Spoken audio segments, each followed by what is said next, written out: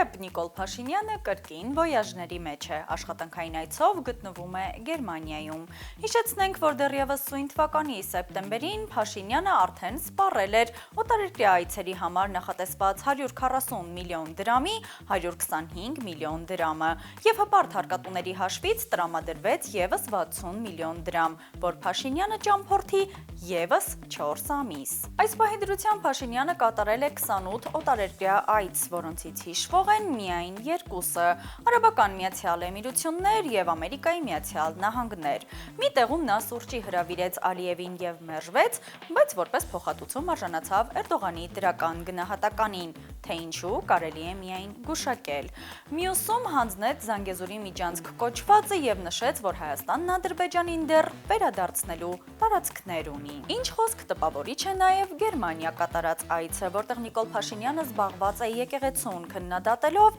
և Ադրբեջանի դեսպանին երախտիկ հայտնելով։ Այսինքն այցերի համար նախատեսված 200 միլիոն դրամից Հայաստանը ոչինչ չի շահել, հակառակը կորցրել է։ Հատկանշական է, որ օտարերկրյա վոյաժների մեջ են նաև ԿԳՄՍ նախարարը, արտգործնախարարը, ԱԺ մեծաթիվ պատվիրակություն և կրկին 0 օգուտ։